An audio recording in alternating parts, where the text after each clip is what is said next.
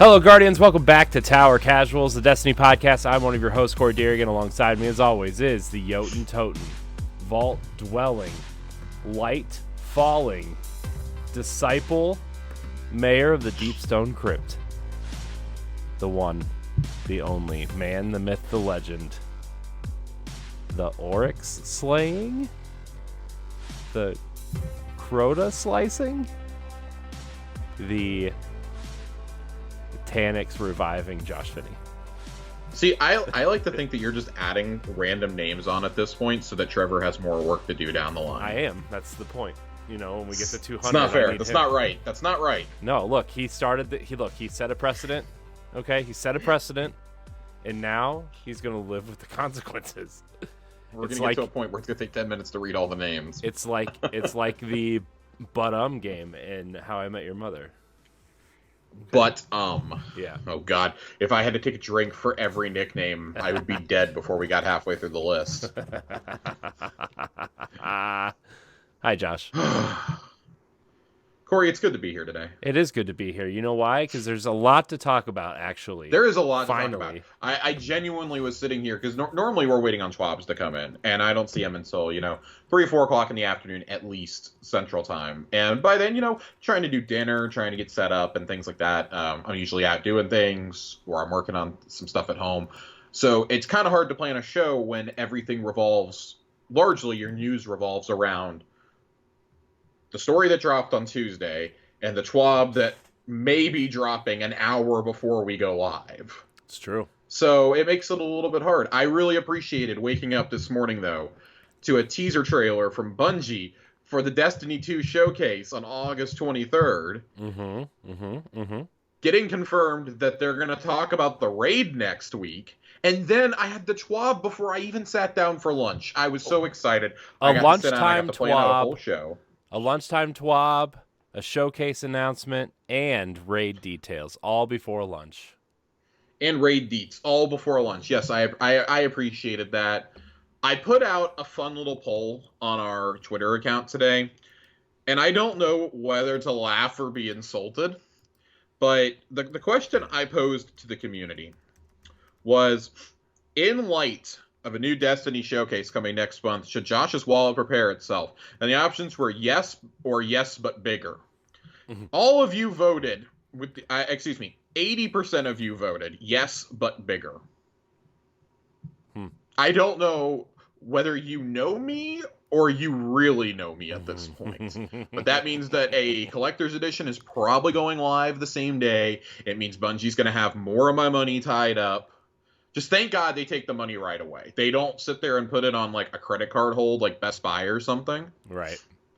I tend to buy other collectibles, and I ordered this. Corey, I'm sure you have watched the 1980s Star Wars Droids cartoon at some point. I've seen it at some point in my life, yes. So that is one of the first real appearances of Boba Fett. Mm-hmm. Okay. He had a different color of armor. In the old Star Wars timeline, it was one of the earliest times he'd ever appeared in something, because that takes place before the original trilogy.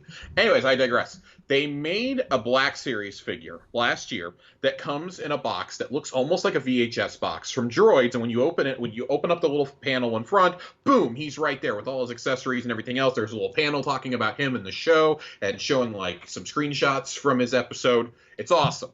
I ordered that little bastard almost a full year ago, and it still hasn't come. And periodically, Target goes in and checks to make sure there's still money in the account. Mm-hmm. And it really bothers me, because I'll see a hold put on the account randomly for like $30. And I'm like, whoa, what the hell is this from Target? And then I have to remind myself, oh, that's something that I ordered a year ago and I'm still waiting on. So thank God Bungie doesn't do that to me with a $200 Nerf gun. Yeah. Or collector's editions. There's going to be a new shirt. I'm going to order the new shirt. It's the day a new season starts. I'm going to order stuff. It's a slippery slope here, people. Yeah. It's a very slippery slope. I just thank God I don't like the Solstice shirt. I can just get the seal and be okay with it. I need the shipping to go down. I need the shipping prices to get to a more reasonable point. I want to know when the Shaxachi's going on sale. That's what I want to know. I want to know when I'm getting my Bungie Day order. I ordered the Trials of Osiris 3/4 sleeve shirt. Mm-hmm. and some of the armory pin bags. Ooh. I'm very excited for those to show up. They went back on sale, and they're all like pinnacle weapons from late Forsaken, early Shadowkeep. So Mountaintop is in there, Recluse, oh, you don't Breakneck. So I just saw the Solstice shirt just now. You don't like that? No, not really. It's too bright for me. I kind of like it. It's too bright. I'm okay. I don't need to buy everything that I see at this point. Like half my I think you can adequately split up my t-shirts into about a third of them are probably Star Wars shirts, a third of them are probably Destiny shirts, and the last like 20 to 30% is like neutral colored shirts with like nothing on them. Mm-hmm. So I feel okay with skipping a shirt now and again, especially with their exuberant shipping. It's fair. So that's fair. Good. I'm good. But Corey, like we said, we have a really packed show. We should just jump into the nitty gritty of it. Yes, let's do it. What are we jumping into? Let's start with the that announcement. Showcase. What? Wait, what? Huh? I said, are we starting with the showcase announcement? But then we're starting with showcase announcement. So, like we said this morning, we all woke up to a teaser trailer. Nothing new in it, just showing really a lot of the like closing scenes from the expansions that we've had so far. The only shot that might be new is Eris approaching the Darkness statue. I can't remember if that was shown at the very end of Shadowkeep or not. That's in Shadowkeep. I remember that distinctly. Okay. I couldn't remember if I knew that we saw a scene of her in the pyramid. I didn't remember of her approaching the statue was all. Yeah. But I think let's talk about the teaser for a second. It focuses, so that shot is notable because that's the only time we see a character other than the Witness and Rolk. Mm-hmm.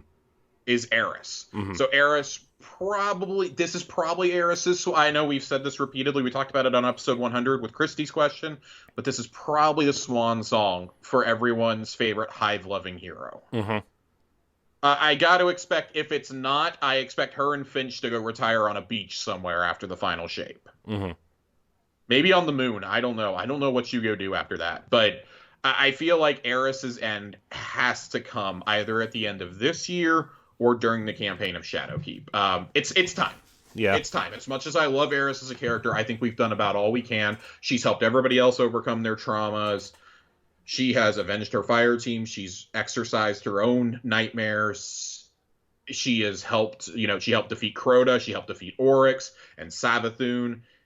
It's time. Mm-hmm. It's time. She's the most fleshed out character we've gotten in the entire franchise. It's time for her to go. Yep.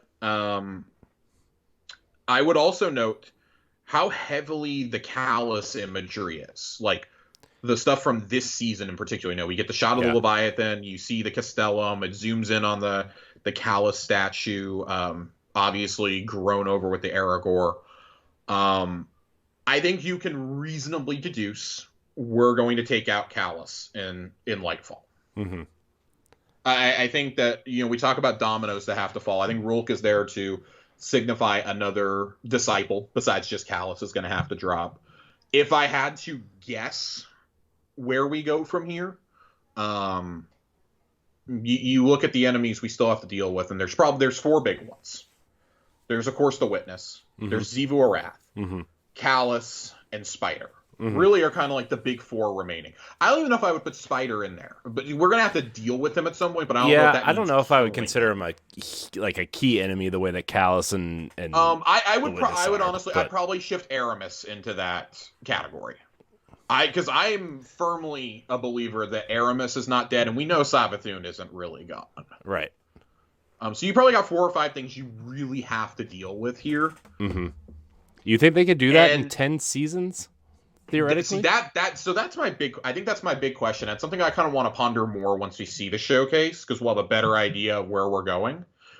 But nothing, it also doesn't mean that we have to wrap all of that up, like, right now. I mean, like, the threads that are still hanging out there, like Spider, I could very easily see, like, them punting to the seasons after the final shape. Like, Spider is like, and the enemy of my enemy is my friend situation, and like you team up with Mithrax to take him down or something in one of the seasons after. It just seems like there's a lot to wrap up in in 10 seasons now. Savathun, Xivu Arath, Callus, and the Witness are the 4 big enemy plot threads you have to wrap up. Yeah. You have to wrap those up. Yeah.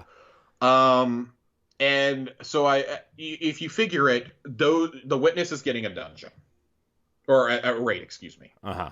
He's getting a raid. Yeah. I think that's going to be an Oryx situation where you kill him in the campaign, but he's not really dead. You have to do the raid to make sure he's dead. Right. Or like his vestige is trying to like come back or something and you take him down. Whatever. It's going to be something wacky like that. And if it's a campaign boss fight on the level of the Savathun fight, I'm okay with that. Mm-hmm. Totally okay with it. Mm-hmm. I would wager to say that Callus is probably going to get a dungeon. I can't imagine not taking Callus out in a dungeon at this point, because I think if you only have 2 raids left, one of them has to go to the Witness. The other one, I would say, has to go to Savathun or Xivu Arath. Or both. And I'm wagering it's Xivu Arath at this point. Yeah. What I would like to see is, again, Savathun, the enemy of my enemy is my friend, and her and the Lucian Hive team up with us, and like, we've talked about it, like the Portals moment in Avengers Endgame, right? Right. And I can imagine we're in a Xivu Arath, we're in the raid fighting Xivu Arath, and when it gets to final stand, like, I don't know how you would ever make this work in a raid, but I would love, like, when you get the health bar all the way down, like, a cutscene plays, and when you think you have her, like, Corey, did you ever watch Game of Thrones? I did not. So there's a moment in season 8 that we were anticipating for years and years and years, if you had read the books and watched the show, called the Clegane Bowl, that we were waiting for, where the Mountain, Sandor Clegane, is destined to fight his brother, the Mountain. The Hound is destined to fight the Mountain. His older brother, Gregor Clegane, who is the opposite of a knight. He's not scrupulous at all. He's horrible. He rapes and murders for fun. And they clash in the penultimate episode of Game of Thrones. And as they're fighting to the death, Sandor tackles his brother out of the King's Tower into a fiery inferno. He kills them both. That's how the Clegane Bowl ends. I imagine that with Savathun, like Xivu Arath is like trying to escape to the ascendant plane, and Savathun comes in and is like, nope, fuck this. Like, I'm taking you. I'll kill myself to take you with me. That's it. Something like that would be awesome to watch. Like, she uses Immaru to like bind them together, and then the Guardian has to step forward and just crush it to kill them both. Would be awesome to watch. It would kill 2 birds with 1 stone. Right. If they don't give Xivu Arath a raid, she certainly has to be a boss at some point in at least a dungeon, I would say. But I think because Xivu Arath has not gotten the build-up that Savathun got. No. Savathun we dreaded coming for years. Like, they started teasing that 2-3 years before, and even if you go back even further into Vanilla D1 or Vanilla D2 with Savathun's song. Those were things that were laid forever. Xivu Arath, we knew about her from the Books of Sorrow. We got her teased a little bit if you paid attention to who Duel and Karu was and to the story of the Dreaming City, but it really wasn't until Season of the Hunt that it was like, oh, Xivu Arath is here too. Yeah, it just seems seems like she's doing. She's just kind of fucking around. Yeah, it just seems like she's always just been off to the side. It feels like, not that they don't know what to do with her, but that's kind of what it feels like in the story, and then they're just kind of like avoiding it until they have something. How do we make her unique when we've already had Crota, Oryx, Omnigul? You've had Savathun. Savathun. You've had I was trying to think of the boss of Pit of Heresy. You've had Duel and Karu. Like, you've had all these huge hive bosses. There's not any left except for Xivu Arath, and it's like, how do you make Xivu Arath a truly unique enemy here without treading previous ground? Like with Savathun, we had to give her the light. Right, to make her this truly unique adversary. What are you gonna do what's she gonna do? Shoot fucking stasis at me or something? Oh, I haven't seen that before. Right. So I think a hint of where the story is going. Like, I was talking about this with Nerd and Colonel this morning. We were talking in a group text, and it's like, well, there's 2 seasons to go. Bungie's never revealed with 2 seasons to go.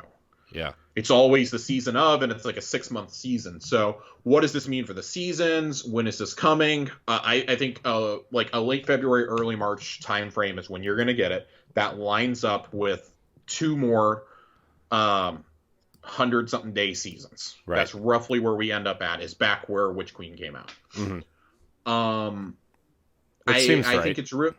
I was talking with them and with John, and we were like, what do we think is going to be shown here? Like, how far in advance do you show? Because there's still 2 seasons to go. And I think it's going to be more of here, kind of like with the Savathun thing, except that was 1 season. They had to cover a lot of ground. It's like, well, this is what's going to happen. Now, how do we get there? Mm-hmm. Yeah, the next 2 seasons are really like about laying the groundwork for how do we get there.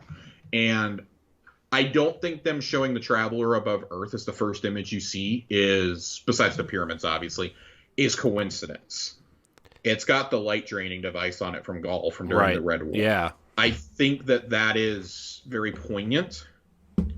We've long theorized that the Earth is going to be, swallowed by darkness. Mm-hmm. But I think this also may be, like, beyond the obvious of Lightfall and, like, oh, we're going to get the first cinematic. Okay, that's a given. The new season, that's a given. Maybe the first footage of King's Fall Reborn is a given. Yeah. Where do we go beyond that, though? Like, this is more than just that. Like, I think we're getting the next subclass announcement. Yeah. That because seems we reasonable. were supposed to get one with Witch Queen. They have confirmed that. Uh-huh. So I think they got 2 in the works. I think you'll get 1 with the expansion and 1 like 2 seasons in. That seems reasonable, right? I can't imagine dropping 2 at once when you just gave us all the new light subclasses. No, I think you get one the first season of. I think you get one with the campaign when it launches, and I think you get one the 3rd season. Yeah, because with Lightfall, it would make sense if you had to go through part of the campaign using only your darkness powers. Right. I think that would add to the drama of the story. This also, I think, would allow them to vault the EDZ finally. Oh God, yeah. Use no more whatever Lake of space Shadows. magic you have to say, okay, the Cosmodrome is still there because of new light and things like that. Vault the EDZ for at least this year. Yeah, but they could easily just make the new light experience that, and then you never go back. I feel like. If I had to guess, I think that, and I do think that that's likely what will happen. They spent so much time bringing the Cosmodrome back. I can't imagine vaulting it that quickly. Yeah. I have to think that what will likely happen is we may start getting the first hints of what they want Goliath to be. Yeah. We may hear about the cloud-based solution. This is purely speculative. Yeah. Right? I think you can pencil in a new subclass, but in terms of pure speculation, a cloud-based solution feels like something that needs to be talked about at this point. Mm-hmm. Because they've seen the backlash now that there has been for removing the campaigns, and newer players are coming in more confused. Luke Smith has talked about how, we have to have a better new player experience. Mm-hmm. And this game simply cannot wait 2 years for that to happen. Yeah. You need that now. Even if it's just even if it's just launching you from the Cosmodrome straight in to the Homecoming mission, you have to do something. Yeah. Which I think is the most logical way to do it, right? You force them to finish the stuff in the Cosmodrome, and the first time you fly to the tower, the Homecoming mission happens. Yeah. That's the only possible explanation I can think of. Yeah. I don't know beyond that, and smarter people than me will make those decisions, right?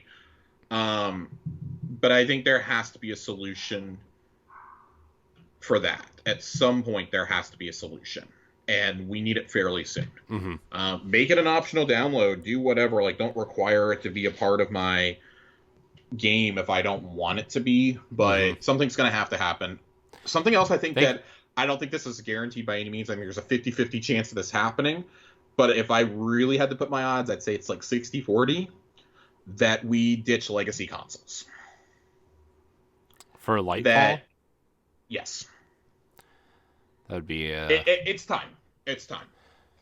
As of right now, there are more than 20 million PlayStation 5s and 20 million Xbox Series X's and S's out there in the wild.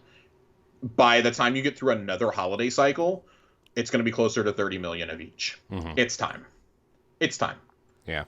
I'm sorry. We are now actively at a point where it is going to hold the game back. Yeah. That's the whole real reason that we have the content vault to begin with. Yeah. One of the reasons we have the content vault. it's time to let it go. I know it will be painful for those who have not been able to get a new console, but I think announcing it in August gives you 6 months to procure one. Yeah. I would be interested to know the percentage of our audience who plays on last gen consoles still. Just if you play on a last gen console, please give us write in and give us your perspective, because I don't want to sound like I'm bashing everyone, but it is night and day. Yeah. I tried to play on an Xbox One a couple months ago, and it was rough, man. It was really, I cannot imagine trying to play the Witch Queen campaign on an Xbox One or on a PS4, like a base one. Yeah. Maybe the One X and the PS4 Pro are okay, but I don't even think you can differentiate at that point, because you're still supporting tech that is really, was developed in 2010. Yeah. Yeah. We know that there's been issues with the engine. In fact, one of the emote artists was talking about it on Twitter today. There's a new glaive emote in the shop for Solstice that changes colors based on whatever class you have equipped. And that's really cool. But he was like, yeah, we had a lot of engine limitations. We had a lot of issues making this work. Yeah. And this looks like something that should be so basic. Yeah. This just keeps going back to what Luke has said. The game is spaghetti code at this point. Yeah.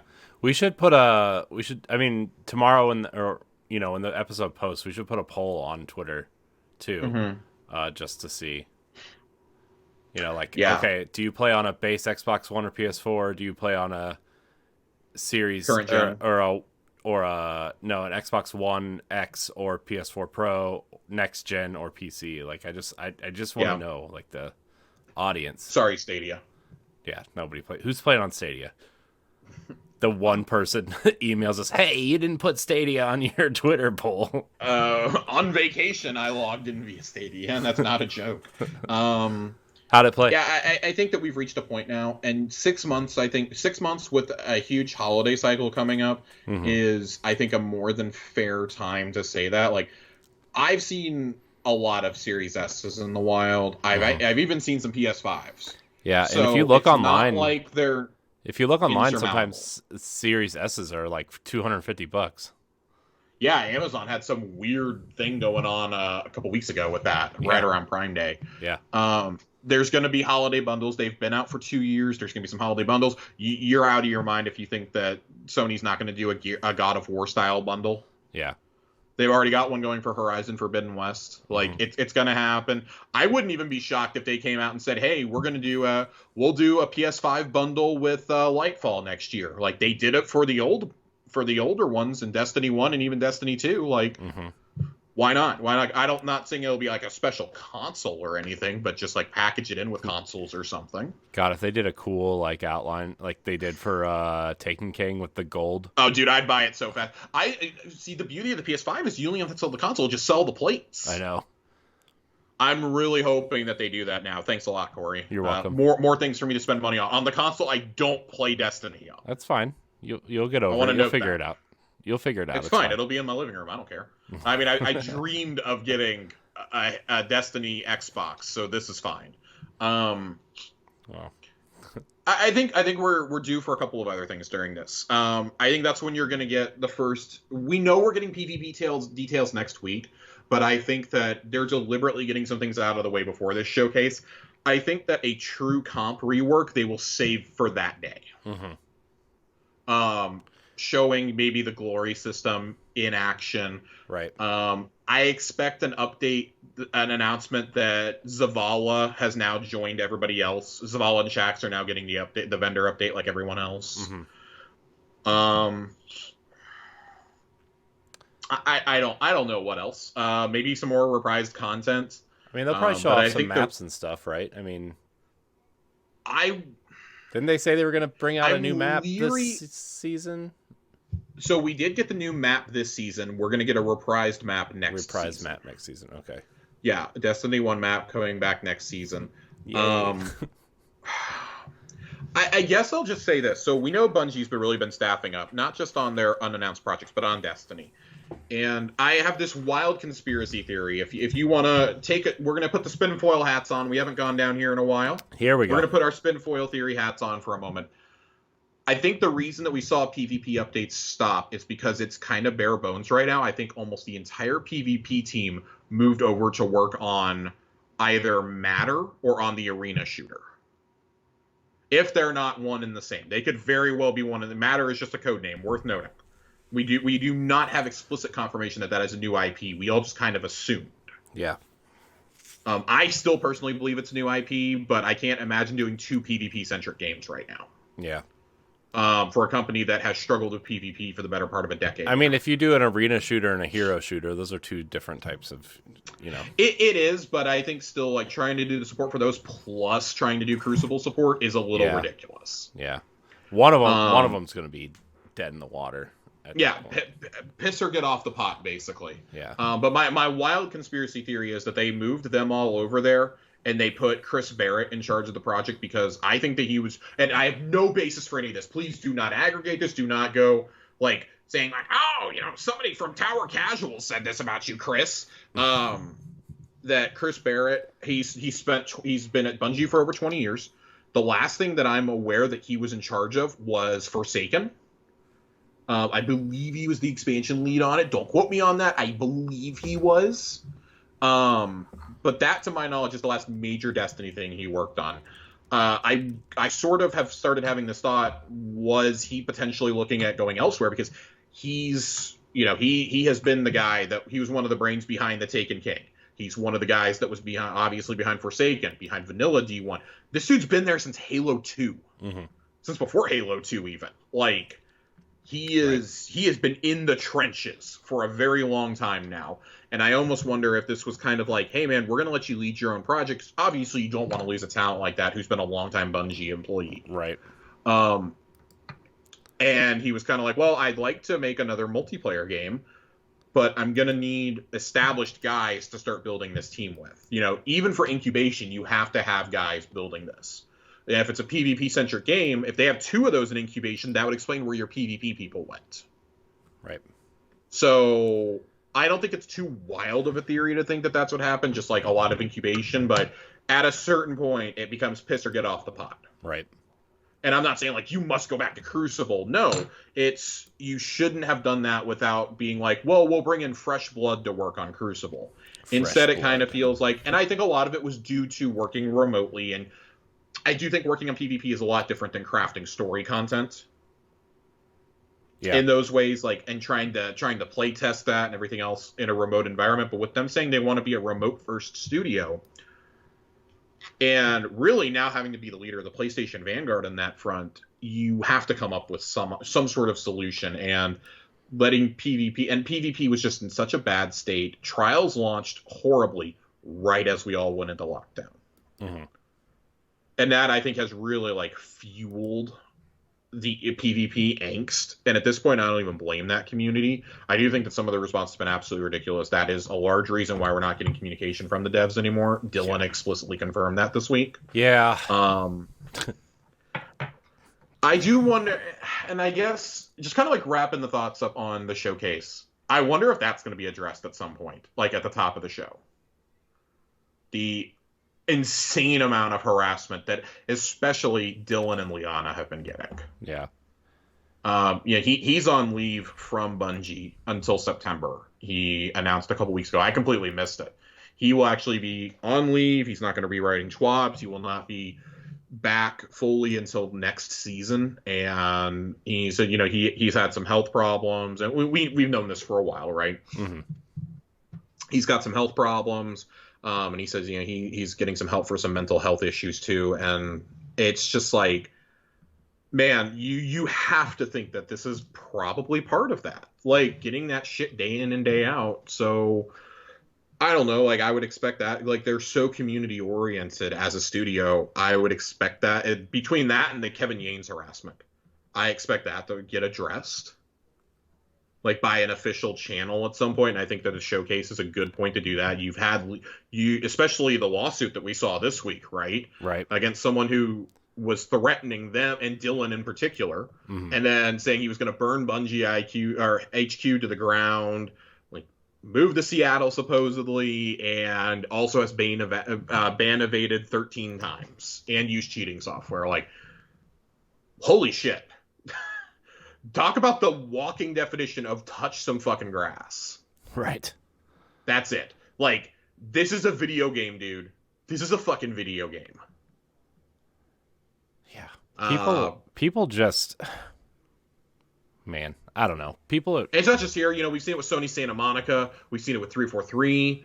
We've seen it. There's just been such a rise in it, particularly over like the last 9 to 12 months, I would say. Mm-hmm.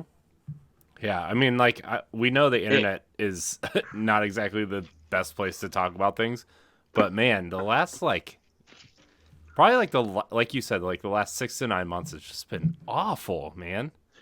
Yeah. It's been unspeakably bad. Yeah. And you know, I cannot imagine what it is like to, you know, those who are, you know, obviously not straight white males. Right. You know, if you come out and, you know, you're queer, you're non-binary, you're a person of color, you're a woman, God forbid you're any of those, right? Yeah. Like you're gonna go through some shit. Right. And that's not right. You know, this is a game that I think the community has largely always prided itself on being so inclusive. You know, we saw during the Me Too movement how this community really stepped up and chased a lot of the shitbags out of it. Mm-hmm. And it's like, well, there's always new shitheads to take the place of former shitheads. And that's where we are right now. And I'm hoping that some of these legal challenges start sinking in. And like, I think Bife had a really nuanced take on this. He was like, you know, set aside, like, fuck this person and all that. But he's like, these guys have got to understand, like, I think this was like a 17, 18-year-old kid who was saying this shit. Like, you have to understand, that is going to follow you forever. Mm-hmm. Social media is forever. Employers will see that. You will never work in this industry. Like, that will get reported. Like, beyond just like, oh, you got banned from a game, there are legal consequences for talking like that. Right. Like, it doesn't matter where you are. Like, the police will get involved. Like, you know, those are legitimate, credible threats. Mm-hmm. And like, you are going to ruin your life because you're mad about a video game. And it gets to a point where enough is enough. And I think that Bungie has finally hit that. And now I think with them having, we're gonna, you know, segue in just a second to our next topic, with them having the backing of Sony's resources now, I think it's going to make a lot of people hopefully think twice about what they do. Yeah. So, maybe it'll make it worse, you know, especially it could. I didn't want to go down that route, but it very well could make it worse. I don't know, you know, see how console warriors act. Yeah, I mean, like, there's so many people that are like, oh, Xbox isn't getting Lightfall because PlayStation's going to make it exclusive or whatever. Or like, it's so stupid. I know. It's so stupid. We're going to address that anyways. I'm like, are you just going to pay attention? Like, come on. Yeah. Anyways. Think, McFly. Think. If I had to offer one final guess on what we'll see, I think we're going to see one non-Lightfall thing get revealed, or at least get announced in principle. I don't know if we'll see a teaser or anything, but I think they will explicitly confirm a Destiny project that is not a game. That is not Destiny 2, I'll put it that way. You think they'll do that? A Destiny project that is not Destiny 2. You think they'll show off that mobile project that supposedly working on? Okay, I'm going to be in the extreme minority here. I do not believe the mobile project is a Destiny game. Yeah. Well, I have not believed that from the second it got announced. I have never believed that is an actual Destiny project. Well, I thought that money was for a new IP when they got that. That was my understanding of it as well, as it was for a new mobile IP, not connected to the Destiny universe. So I get really annoyed with these Destiny news aggregators on Twitter. I sit there and retweet them occasionally, but like Destiny Bolton and Destiny News, I really hate how those sites get verified, because it makes it look like this shit's coming from Bungie. Mm-hmm. And they're just inferring things, right? Yeah. Now, we had a really nice conversation because I wouldn't have noticed the job listing. I don't sit there and scour every listing every day of the week. Right. About the hero shooter. I really liked that we got to have that, and that was something we could sit there and read. I have never, and if there's evidence to the contrary, I'm really sorry that I haven't seen it, but I've never seen it myself, that this mobile game is tied to Destiny. I don't think it needs to be. I don't want it to be. I don't want Destiny Immortal. I don't want that. Mm-hmm. Like, I don't think anybody wants that. And Bungie has to know the reputation of NetEase and know what they're getting themselves into. I cannot imagine they would say, let's sully the Destiny name and go into this. I have to imagine it's some new IP and they took it because they needed the funding at the time, knowing that they were about to go independent. Hope it's a Xur Match 3 exotic puzzle game. I'm not, dude. If they made a Destiny overlay for fucking Puzzle Quest 3, I would never play another mobile game. I swear to God, I would spend so much time playing that game, matching my exotics. It wouldn't even be funny. And I hope he talks. Oh, the Nine are pleased with that. Tentacle-faced fuck. So I guess to wrap up, my final thing I wanted to talk about, and this is going to lead into our next topic, is with the acquisition of Bungie becoming official with Sony last week, literally hours after we recorded episode 101, you have to expect that's going to be addressed also at the top of the show. Now that that's official, it will have been official for a month. You know, I don't expect anything like huge, like, I don't think Herman Holst and Jim Ryan are going to be there or anything, but I expect them to address it. And just like, because they've already been active on Twitter, the Bungie account has been, a lot of the devs have been like, no, we are staying multi-platform. Mm-hmm. But I think that fans want to hear that physically from their mouths. Yeah. And I would say this as a word of, as we go into this topic, because this is the next thing I wanted to talk about. You know, Bungie's been kind of reassuring everyone over the last week, like, no, we're staying. Our games are going to be where our audience is, which is everywhere. When we first talked about this at the end of January in an emergency pod, talking about Sony buying Bungie, one of the main points that we kind of got at was it seems like a deal between them and Microsoft was all but done, but the sticking point was multi-platform games. Mm-hmm. And how we really believe that this acquisition was about, one, getting that Destiny revenue into Sony, but also getting the tools that Bungie has, because this is the only truly successful live service game that's not an MMO like World of Warcraft or like Elder Scrolls Online or something that we've really seen. Like, how does Bungie continue to keep a content cycle going, telling an ongoing story, and still maintain the same amount of players, if not adding to it? I mean, Witch Queen just had the highest number of pre-orders ever for a Destiny project. Mm-hmm. For an expansion. I should say for an expansion, not for a project, for an expansion. So they want it for all of those. A word of caution, I would say. I think anything with the word Destiny on it is safely multi-platform. A Minecraft situation, if you will. Mm-hmm. Yeah, I agree. Because I think Sony is smart enough to realize pigeonholing a FPS multiplayer game to just your console that is not called Halo is a mistake. Yeah. Even Halo's on PC, right? Yeah. And I mean, yeah, you could do it to PC and it would probably be very successful, but I think... Well, even Microsoft almost put the Master Chief Collection on PlayStation 4. Remember, those conversations happened. There were a lot. I mean, there's been... Nothing is out of the question these days, right? With the collaboration, with crossplay, and with Sony and Microsoft kind of coming to the realization, like, we got to kind of stick together because Amazon and Apple and Tencent are going to put us out of business otherwise. Mm-hmm. And, you know, the enemy of my enemy is my friend, right? Basically. And I think we're going to see that with the Discord integration that's coming to Xbox. Yeah. We know it's going to come to PlayStation at some point. Right.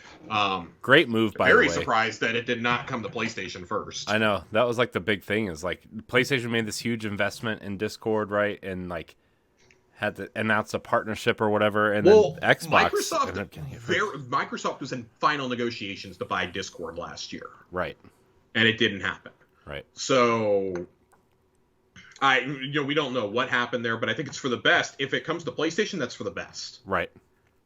Which you have to imagine it's going to be. It's superior to the party chat on PlayStation by default if it goes there. Right. Like Xbox at least has decent party chat, but I'm going to love having Discord. It will make LFGing for things like Destiny and like Fortnite and Apex so much easier than ever before. Right. I don't sit at my desk with my computer to use Discord. I don't like hooking up my phone to have to use it. What is this, the Nintendo Switch?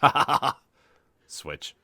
I had to get it in there. Sorry, Ed. I would say, though, like, I expect it to be a Minecraft thing. So like Minecraft Legends was shown at the Xbox showcase, and immediately the press release was like, it's coming to everything. And it's like, yep, that's how I expect future Destiny titles to be. Destiny is going to continue to be the multi-platform thing. The true test for me is, one, when we figure out what matter is. If it's a Destiny game, I think it's safely multi-platform. Two, if that third-person action-adventure game that we've heard that's in incubation, if that comes to fruition, because it's worth noting, just because something went into incubation does not mean it is coming out. Right. Does not mean it will be released. But Bungie has committed to releasing one new IP before 2025. And we're kind of running out of time here to figure out what it is at this point. 2.5 years. Well, a year and a half, I guess. And I mean, I know that's kind of wacky to say, a year and a half is like, oh, we're running out of time. But, I mean... Do you know how long it takes to make a game? The Sony acquisition likely bought them some time on that front. Yeah. I will say that. I pretty emphatically believe that, actually. It's a question of what it is. I think the safe assumption is, okay, it's Matter. Assuming it's Matter, it's a brand new IP, it's Chris Barrett's game. Watch it just be the NetEase game. I would laugh so hard. I would not stop laughing if all we got by 2025 was more Destiny and the NetEase. I mean, I'd be happy with that, but yeah, I mean, I think Bungie's ready to work on something new after 15 years. Yeah, I mean, to me, I feel like Bungie is gonna stand beside PlayStation in a way like it's not gonna be treated the same way their first party studios are. I feel like Bungie, to their credit, has tried making this really clear. It's just, I wonder how that looks in like year 4 of this agreement versus minute 4 of the agreement. Right. Like, you can say all this now, but as we know, things can change on a dime. Joe said something to me really poignant the other day when this news came through, that it was officially confirmed, and he says, I would love to know what the opt-out clause looks like for both sides. Like, after how many years can the studio decide to go independent if they want to again? Because that's baked into these acquisitions these days. Right. You know, of this nature. Like, is there one baked in? Is there one baked in for Bethesda? Is there one baked in for Bungie? Like, because the Bungie agreement it's very unique in a way that I don't think the Activision one was, and that definitely these smaller studios have not been. Like, Sony and Bungie were both in that joint announcement, like, no, these things are all their stuff's gonna stay multi-platform, and that's so unique for an acquisition, to the point where I think that tipped the scales for Microsoft, saying we're gonna keep things that exist like Call of Duty, and I would wager to say things like Crash Bandicoot, Diablo, etc., being multi-platform. Yeah. I think it's more about getting the revenue and having the IP under your umbrella if you want to do things with it, is what it's about. Plus, I mean, like, Microsoft's big thing is like, yeah, I mean, it's going to be multi-platform, but you can play it on Game Pass. That's like that's going to be their thing. So right? that raises the first of a couple questions I have for you. Do we think that we're going to see, because we know right now, like, for example, Sony does, or not Sony, God, I'm already saying it, Bungie does the Prime Gaming bundles for Destiny with Amazon. Those are scheduled to end, we know from the API, with Lightfall. It's going to end roughly around Lightfall. Does that agreement get renewed or not? That's my first question. I mean, it either gets renewed or they're going to turn into PlayStation Plus bonus things. That's what I think it's happening. I think it's going to be PS Plus perks. Or it'll just be available on both, like the Elder Scrolls Online Game Pass perk is. It's also on Prime Gaming this month. Right. Yeah. Why wouldn't you make it available both places? Like, who cares? Yeah. I would personally say I think it's going to become a PS Plus thing. Like, I wouldn't be shocked to see like some premium currency thrown in or some Bright Dust or something. They did it with Avengers, so it's not out of the question. Yeah. That seems more likely. Plus, I think it's like a lot of the stuff that they put in that Prime Gaming stuff is old most of the time anyway. So, like, I don't think... You only really get, like, a projection, maybe, that's new. Yeah, I don't think a lot of people would be mad over that. Of course, it is the internet. I think in the era of transmog, if it was, like, special armor, we would get... Because there's already people that are like, oh, my God, it's going to happen. Like, again, I want to bring up those news aggregators. Like, I think it was Destiny Bolton said this last week. Within minutes of the acquisition closing, they said, what PlayStation IP would you like to see brought into Destiny? I saw that BS article. Fucking none. God. Fucking none. Who, like, why would you even post that? Like, the Halo stuff was, like, pushing The it. Halo stuff the Halo stuff was pushing it. And this is the defense I had to that, because I had people saying, like, well, what about, like, some God of War armor? And I was like, okay, first off, they're like, this isn't any different than the Halo armor. First off, Bungie worked on Halo, okay? Halo, like, Bungie is not Bungie without Halo. And we didn't get Halo-specific armor. We had nods to Halo on that armor. You had nods to Halo on 2 sets of armor. You didn't have fucking anything on that Hunter set, and I will die on that hill. Yeah.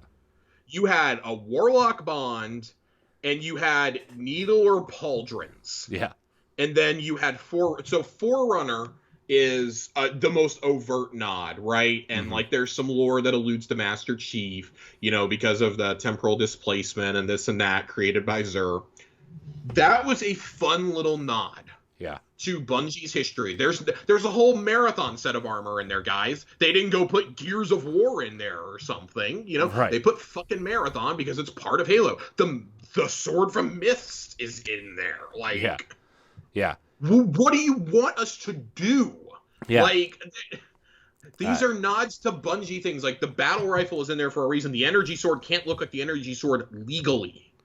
Yeah, that's why it's split in half. The battle rifle can't be called the battle rifle legally. Yeah. Come on. Like, that is why these things are in there under different names, and that's okay. There's nothing wrong with that. I don't want to come in and be like, oh, there's a themed event going on. There's Horizon Forbidden West inspired armor, or, there's a nod to Kratos, and this and that. You know what you save that stuff for? You save that for when you do your hero shooter or your arena shooter or whatever, and you do it as your little timed event and say, oh, Lord Shaxx was studying some things he found in the ruins of one of the old cities, and he found this this program that humans used to run in the Dark Ages, and he thought it might be good for a battle simulation for you. Yeah. And I would even hate that. I want to be really clear. I'd fucking hate that. Or like he found like a shield with an axe embedded into it in the caves of the north or whatever, right? Like, but it would have to be in something like that specifically, because I don't think Sony would ever go for something like the Leviathan Axe. I'm using that as the example because that's the one I saw the most being brought up. John and I kind of jested about it back and forth. He wasn't being dead serious about it. There were a lot of people who seem to think this will actually happen. Yeah. Like, oh, imagine the Leviathan Axe. I cannot imagine Sony letting that be in this game, knowing that it's on Xbox. Yeah. If it was just PlayStation and PC, yes, I think it was possible. Our friend Austin had a different take, and he says, what if there's stuff later on down the road that is their items or armor sets inspired by new Bungie IPs that are created under Sony? And I said, that makes sense to me. Mm-hmm. I would understand that. Yeah. I'd be okay with that because those are in-house IP. Mm-hmm. That is in-house Bungie IP. Well, didn't they say they're completely different? Didn't they say there's already something in the game that's teasing their next IP and nobody's found it yet?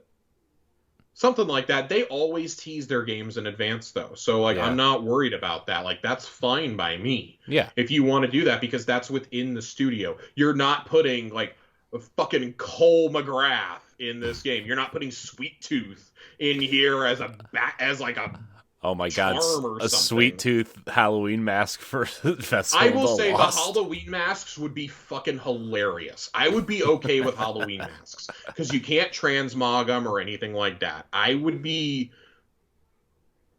tentatively okay with that. But that leads us to our first listener question tonight. I want to address this one while we're here. Jesus Galarado writes in, Jesus747. Do you think Lightfall is too far in development to be affected by the Sony money? Yes. Yup. That game is done and planned out. Legally, they had to proceed as if the acquisition would not go through. Yeah. They have to continue business as usual for their shareholders and for that final stock price. I bet they're into the second or third now, season. this week, having those conversations about the future. Mm-hmm. Second or third season, right? I'm assuming that it's in development. I would say that second season is definitely going to have Sony marks on it, and we'll address the event card after this when we get the Solstice, but I think that's kind of a harbinger of what's to come, unfortunately. Mm-hmm. I hope that with the Sony money, they can still make an adjustment like, oh, the Dungeon Pass was a horrible idea. We're not doing that again. which you should be doing anyways, because that's a terrible idea. You should definitely not do that again. Maybe we get a state of the game when it's about to launch. They give us a ViDoc or something, and that's when they can really talk. That'll have been 7 months since the acquisition closed by the time Lightfall's ready to come out. Right. I think by then you can really start having those conversations. It's kind of the same thing with the Bethesda one. Deathloop came out about 5 months after that acquisition closed. Microsoft had nothing to do with Deathloop. That game actually got pushed back after the acquisition. Right. For another couple months because it wasn't ready for prime time again. Something like Ghostwire Tokyo, that was even a year out, and I don't think Microsoft had a whole lot to do with that one. Starfield, though, Redfall, that's got Microsoft's hands all over it. But if... I will say this, like, the money may affect it, but if they continue to allow Bungie to have the autonomy that Bungie has promised us that they still have, and that they have seemingly assured them they will have, the only thing I think you will see is there will be a bigger budget for expanding the universe. I don't think the game actually changes much in terms of its budget. Yeah, maybe they say you can hire 20 more PvP engineers. I think the Sony money actually is going to go towards what they do outside of the game. Yes. Right, like that's the multimedia, transmedia I think that stuff. and the new IPs is where the Sony money is going. New IP, new ideas, things like that. And that's why I think at the showcase you're probably going to get, and this has nothing to do with Sony. I think that's why if they announce something, it'll be like, oh, we're doing a graphic novel, or we're going to do an original prose novel, or something like that. Like something small. Maybe you announce that you have some showrunners and writers in place for an animated series. Yeah. Because they were actively looking for that before this acquisition. Yeah, haven't they hired a bunch of people? Like they hired the someone from the Arcane series, right, on Netflix. The showrunner of Arcane, I believe. Yeah. So the head of Arcane, they've hired away one of the main people at Netflix who greenlit Arcane and Witcher and things like that. Yeah. I have full faith. Honestly, that's what makes me most excited for this being underneath the Sony brand. One, they're going to get the respect that PlayStation Studios get. They're going to have the funding that PlayStation Studios get. And 3, they're going to have access to all those resources. So it's a kind of a you scratch my back, we'll scratch yours. The question is, how far does that back scratching go? Like, are they really going to be cool with like multiplayer games? Sure, they'll let that go anywhere. They're going to make the money off that. The microtransactions, skins, heroes for a hero shooter, they'll make all that money. Do you extend that out to if they do a single player only game? And my suggestion is no. Yeah. If it does not say Destiny on it, I do not expect it to be multi-platform at all. And that's honestly, in my unpopular opinion, is how it should be. I mean, I agree. I kind of agree with you. You know, Sony buys them. I have said that I think that like something like Redfall should be on PlayStation and not just on Xbox. If it's a multiplayer game, why not? Go get those sales numbers up. People are still going to play it on Game Pass anyways. Yeah. Especially a game like Redfall, which A, didn't really show all that great, and B, requires a community that's going to play together, right? That should definitely be, you know. Yeah, and I mean, it's a tricky situation, like, because I look at something like, you know, because I think it's a slippery slope. People can go like, well, what about Elder Scrolls? What about Fallout? You know, you don't want those to be. Those are a little bit different than Destiny, I think. Those have sold, you know, like 30, 40 million copies in their lifetimes. I think it's a little bit different, but like something like Destiny that, you know, sells 1 million expansions up front. Cool. Sony's going to be like, awesome. Why alien? And literally, Herman Hulst basically said this. Why alienate that player base? Right. Like, we're in an unprecedented era of gaming that we're going into, like a new golden age, really. And we know Jim Ryan's all about making money, right? Like, I mean, Jim Ryan wants to make a quick buck. He's not going to say no to that Microsoft money. I mean, look how fast they started migrating their games to PC, right? Like, it's like the time span between PlayStation to PC release is. I will say shorter. Bungie will likely be the first Sony studio that does day and date releases. Yeah. On PC. And that's fine. I think that's how it should be. A studio that's been third party, not traditionally third party, but it's been third party for the last 12 years. Yeah. Should be like that. That has an established community on PC now. Right. Yeah. So the long and short of it, no. I think definitely by this time next year, you'll see influences of the Sony money for better or worse. Yeah. And honestly, I think all eyes are going to be, again, better or worse, are going to be on Eververse going into Lightfall. Because Eververse is one of the few things they can still reverse track on leading into Lightfall. And they can either revamp Eververse and make it the best it's ever been, or it's going to be an absolute hellscape and people are going to rightfully complain like crazy. There's really no in between. Like, keeping it the way it is not the solution. Right. We've already said it. There's way too many cosmetics and the Bright Ingrams suck. I'm so tired of getting Sparrows from Curse of Osiris and Vanilla D2. It's not even a meme anymore. They're not even new. I'm getting stuff I've already gotten. If there was a true knockout system, I would never get anything but exotics. Yeah. So, a little annoyed there. That's a topic for another day, though. I wish just the Bright Ingram stuff, I wish it would just give you Bright Dust at this point.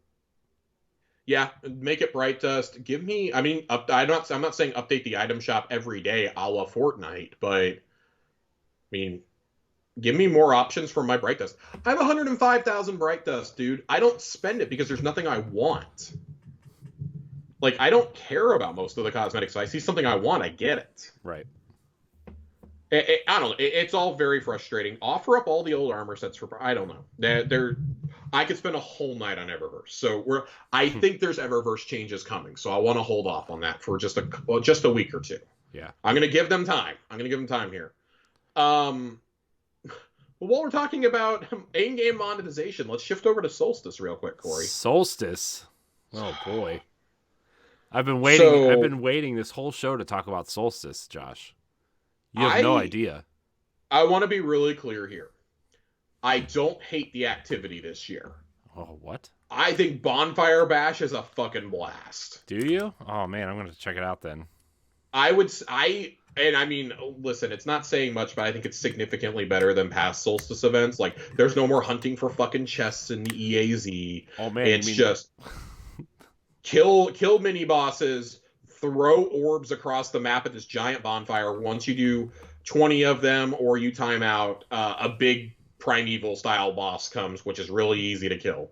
Like, we were doing it with blueberries the other night, and we were regularly we were beating the timer with like 2 minutes left on it. It's like an 8-minute timer to start out with.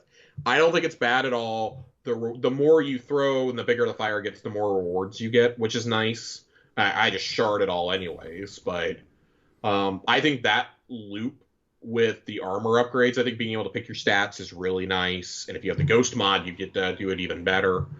But the actual gameplay loop is really frustrating. Like, we've said for a while, like, oh, why not just reward us for playing? And it's like a no-win scenario, right? Like, give us rewards for doing things we already do. Well, you do that. Okay, well, I also want rewards from, playing the activity. I want reasons to grind the activity. And it's like, well, you guys get mad when you have to grind the activity, though. Like, which one is it? Which one is it at this point? Mm-hmm. And I will say I think the seal is insanely easy to do. I have 2/3 of it knocked out, and I played one night of it. Granted, I played for like 3 or 4 hours, but I just kind of did it hanging out with a friend, and we were just chatting. We weren't cheesing anything. We were just chatting, running strikes, doing the things that it asks you to do. And of course, we, stockpiled and did all the easy ones. The biggest complaint, I think, for me is there's 3 different currencies. And it's very confusing to know how you get some of those currencies. So, and another thing I saw was like, one of the objectives is complete Sever missions or Altars of Sorrow waves. And it's like, if only there was a public event tied to this season that we could be doing instead of Altars of Sorrow.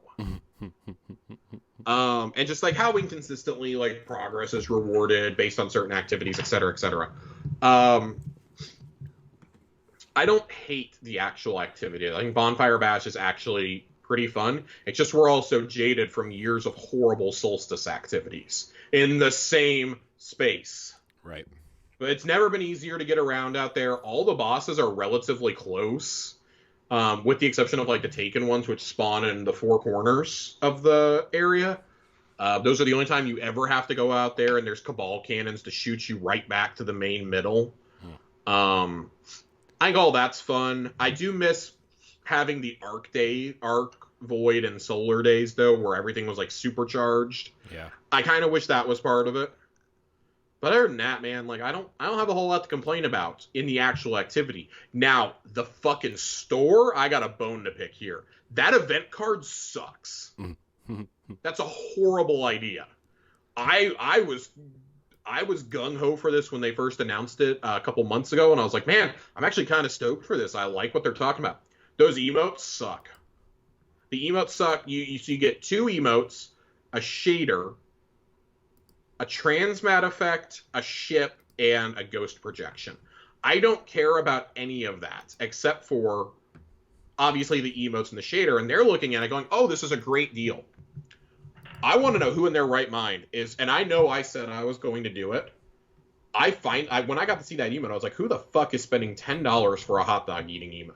Mm-hmm. Who's actually going to buy that? Like, I can't believe I'm going to say these words. I have standards after playing Fortnite now in terms of emotes. Mm-hmm. And it's more fun, and I'd rather spend money on those in that game right now instead of an emote in Destiny. And that's the sad point that we're at. Like, I think it looks bad. I maybe putting a set of armor in there would have made it a little bit like maybe if you buy the event card, you get the glowing you get the armor glows for free with it or something. Right. I don't know. I don't like it. I don't like the fact that this is likely going to be the only way to get that shader. I don't even think the shader is like incredible, but when they say things may show up in the future, I would say you probably have a better chance of the shader showing up next year than you do either of the emotes. Right.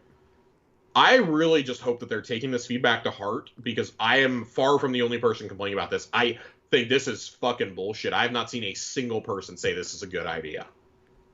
Once they finally saw it in action, I've not seen a single person go, hey, I actually really like this. No, we're all like, man, this sucks. Right. This is bad. And they should feel bad. And my fear is Sony's going to see this, and this is something that any hack with an associates in marketing could come up with, okay? Because it's a shameless money grab.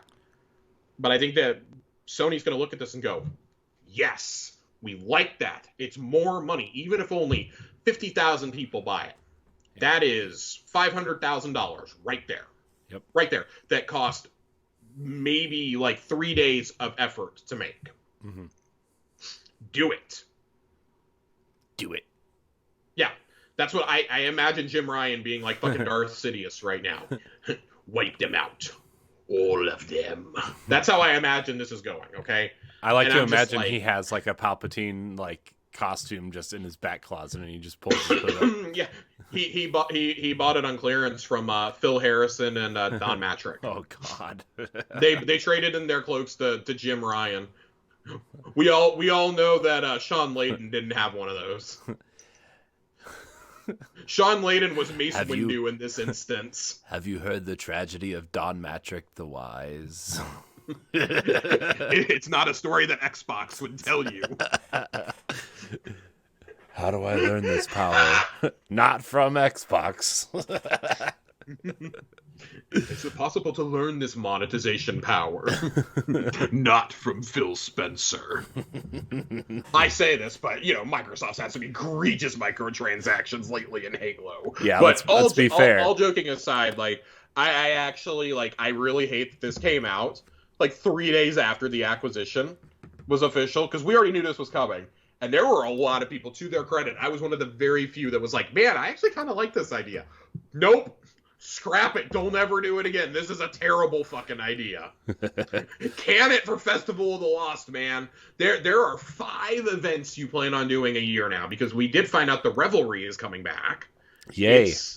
It's like kind of it's like in the API files or something. Like, it's supposedly coming back. I want to say supposedly because I don't want to set any expectations.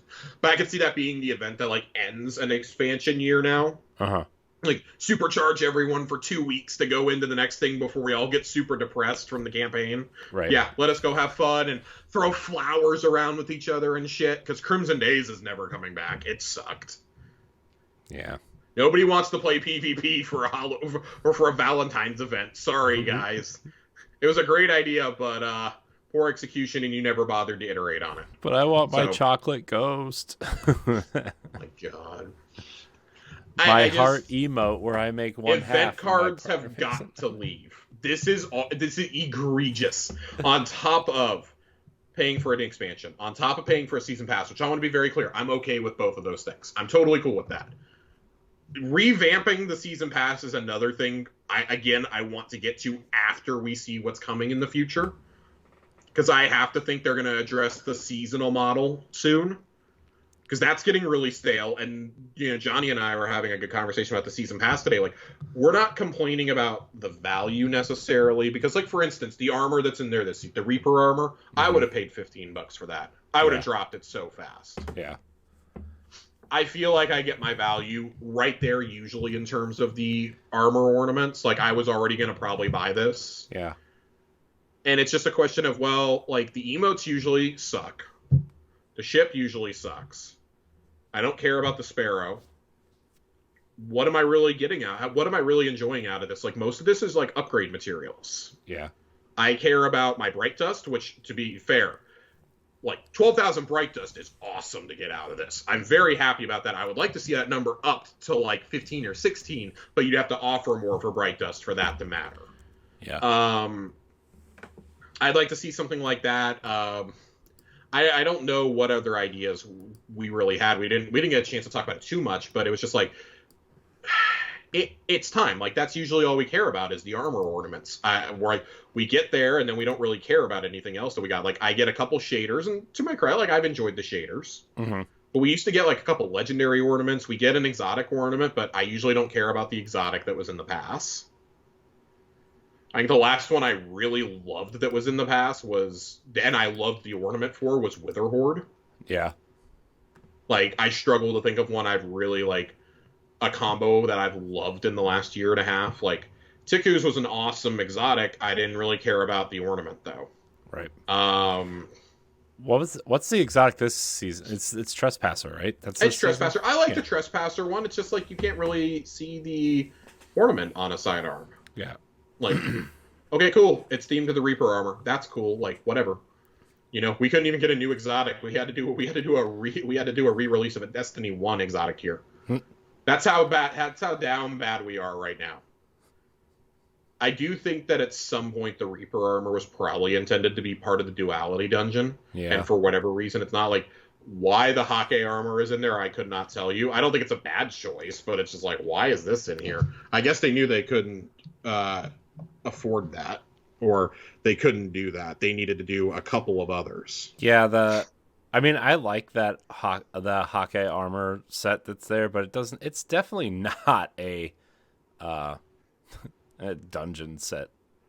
No, it's very similar to me. What they did with Prophecy initially was the Dido set was supposed to be part of Prophecy, or was supposed to be in the Eververse. They moved it to Prophecy because we were like, we're tired of paying for shit in Eververse. I would have loved to have seen the Void, Solar, and the Inevitable Arc set, obviously, which makes me think there's a Stasis set coming to round out the set at the end of the year. Yeah. Especially if that storyline in that fourth season is kind of leading into Lightfall, and they're kind of teasing that next darkness subclass, like, it would make sense that Stasis would be like, as much as I've liked the Void and the Solar armors, and I'm sure that the Arc stuff is going to look really cool with lightning coursing around it, it feels kind of cheap, and I feel like maybe, and this is me sounding a little bit greedy as a player, and I get that the resources probably aren't there. I would have loved to have earned that armor from, like, reaching milestones with my subclass this season.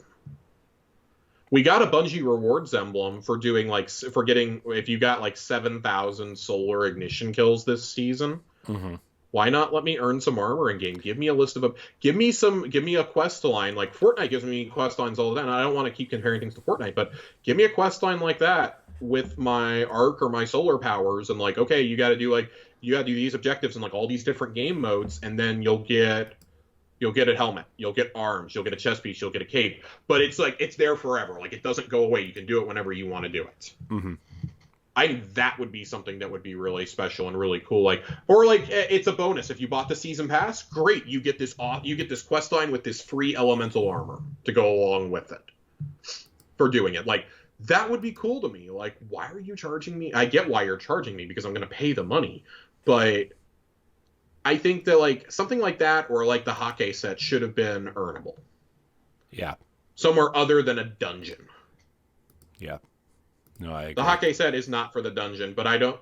And I mean, I don't want to be like, oh, well, the arc and solar armors and things like that should be in the past because that would make me just as mad. Right. What does the Reaper armor have to do with the armor that I'm earning in the past, the normal armor? Usually the ornaments are a souped up version of what you get in the past. Mm-hmm. What does this have to do with, like, Eris themed armor? It has nothing to do with it. Mm-hmm. That's a bigger conversation, I think, about like resources and monetization and whatnot that we need to get to eventually. But I don't know. It's really grinding my gears how lazy some of the stuff feels in the store. And I think like the event card and like just really a lot of the cosmetics for this summer event are like just nailing it home for me. I've never liked the Solstice cosmetics, and I'm getting even madder now. But I'm also mad knowing that I'm going to buy the fucking go-kart ghost when it comes up for Bright Dust in like a week or two. I'm 100% going to get that. Like I think the Goofy Sparrows and the Goofy Ghosts are hands down the best part of the summer events. Oh yeah, that's I hands like down. those. Those are fun, and that's great. Like I'm okay with like buying that stuff because it's goofy. Yeah, I'm okay with that. I would just like to earn some basic items in game and not have to buy it all. Yeah. Like, why can I not earn the stuff that's in the event card? I think that's my question. Like, let me earn this stuff. Let me earn it based on the triumphs. And like, you get the exotic if you get the exotic emote if you finish the seal, which is not that hard to do, by the way. It's a very easy seal with like 4 weeks in the event. Mm-hmm. I see nothing wrong with that. Yeah. Any thoughts on Solstice or on the event card or anything? We can hold the rest of the Solstice thoughts till next week when you get a chance to play it. Yeah, I mean, I don't really have a lot more to say. I'm glad to hear that the bonfire stuff is cooler than the normal stuff. I hate the Titan armor, but I mean, we can talk about it a little bit next week too. Yeah. Yeah, I want to see the glows on the whole Hunter set, like, up close before I make a judgment call. But right now, like, I really love that cloak, but I hate the fucking horn on top. It's so dumb. Quit giving me pointy hoods. I'm supposed to be hidden. I'm going to crouch behind a rock, and that's going to stick out like, I don't know, like a glowing dildo or something. Like, what am I supposed to do? Oh, the witness sees me. Guess I better start shooting. Come on, man. It's ridiculous. We have a TWAB, though, Corey. We have a TWAB this week. Yeah, the TWAB, guys. TWAB. The TWAB. There's not a whole lot in there because we kind of like blew through almost all of it between Solstice and the showcase announcement. But there is something in here I wanted to note because it's been a sore point that I've complained about a few times since it got introduced. But Banshee is getting an update. It's not amazing, but it's at least baby steps. Yeah. Josh Kolinsky is here. He is the economy feature lead. So that if you are upset about something, I guess that would be the guy to talk to. Except please do not go find him on Twitter. Don't. Yeah, don't. Please don't. But actually, please direct your comments to like the main Destiny feed or like go complain about it on Reddit like the rest of us. That place is already toxic enough. You can just add to it. He says so they've been monitoring it over the last 2 seasons. It's been something we've complained about literally, I think, since like day 1 of Witch Queen. Starting in season 18, which August 23rd, completing daily gunsmith bounties will now grant you 50 gunsmith rep each, up from 25, for a total of 200 gunsmith rep each day if you play. Because of that, you're going to want to make sure to drop by and give the old XO your hellos when hanging out in the tower. Secondly, and more impactfully for players, gunsmith rep gained from dismantling legendary or exotic weapons and armor will be increased to 5 each, up from 3. This will offer a considerable boost to the rate at which gunsmith rep can be earned. Overall, we want engaged players to be able to reset Banshee 44's rep at least once per season. And though these changes coming in Season 18 will allow players to rank up with the XO more efficiently, we're going to continue to monitor and evaluate progression over the course of the coming seasons. We hope these changes make the gunsmith rep system feel more rewarding in Season 18. I think that this is a good start, but overall, man, just the amount of grind you have to do for that, because even doing it passively, like, it's still rough. Yeah. I don't think this is going to affect it that much. No, I don't think it'll help, but it's not going to do that much. Like, I play a lot of Destiny, and I did not reset him during the first season. I'm definitely not going to do it this season. Yeah. Because the grind from Mythic to Legend is so bad. Yeah. It's so bad. Like all three of the mythic tiers are off because you realize when you get the mythic, usually it's like, oh my god, I'm only halfway through this rep grind. This is terrible. Double gunsmith rep weeks when, I guess they're hidden away at the same place that double dares of eternity rep is. Oh god. But this is bad. This is bad. There's nothing to really work towards. Like, notice how the others have shaders, and I'm not saying I would love a shader, a Banshee shader every season because you'd earn that so quickly. It's level 7. Everyone gets to level 7. Come on. Yeah. Like, but I think like giving out like a god roll of a specific weapon would be awesome. Yeah. Or like, I don't want there to be another ornament for the weapons, but maybe there's an exotic ornament that's part of his inventory that you can earn, or like it's an ornament for one of the legendary weapons that you can craft that season or something. I don't know. Maybe every rank up that you get with him, you get a guaranteed red border. It's a guaranteed craftable red border. I should rephrase that. Mm-hmm. Not just like, here's a red border funnel web for the 15th time. Right. So how many funnel webs have you gotten this season, Josh? Dude, like too many to count. Sorry, funnel web. Dude, you're old news. Friendship with funnel web ended. Friendship with Unforgiven and Meta Multi-Tool is going great. Can you roll incandescent? I didn't think so. I'm at the point where you maybe like, I don't know, maybe you put a catalyst in there and you can earn it a season early by earning it from Banshee and it'll be thrown into the whirlpool the next season. I don't know, do some incentives because a crafting golf ball is not going to do it for me. Yeah. Not when you've been so generous with them during the Leviathan activity, let me tell you. I've got 8 of those suckers sitting in my Postmaster, and I'm full in my inventory. And I've crafted 3 weapons this season so far, one with updated perks, and I'm still full up. Mm-hmm. Like, we were complaining they weren't dropping. Bungie listened to us. They definitely gave it to us by us playing the seasonal activity. This is a good start, but y'all are going to have to take another... spoiler alert, Josh, my guy, you're going to have to take another pass at this. Mm-hmm. This is rough. It needs to be at least real double. Bad times for Banshee in the tower. I feel like it needs to be at least double this, at the very least. I think I don't know if I'd go double. I would say another 50% on top. Like, I think dismantling an exotic should give you at least 10 rep, if not way more. Because how often are you really sharding an exotic? Yeah. Exotic should grant way more, and like it should be able to detect if you pulled it out of collections or not. Right? Yeah. It has to be an organic drop. And I'm armchair developing. I don't know how hard any of this is. Legendaries, I feel, should dismantle at 7 or 8. Yeah. Rep. Especially if you want engaged players to be able to reset. I think that's fair. Mm-hmm. I think that's fair. Like, Gambit is already enough of a slog.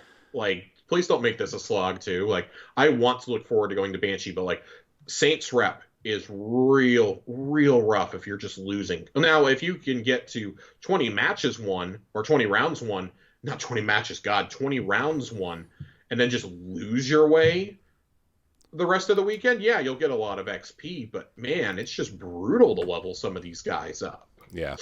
Look how bad the Iron Banner rep is until you start getting those dailies rolling. God.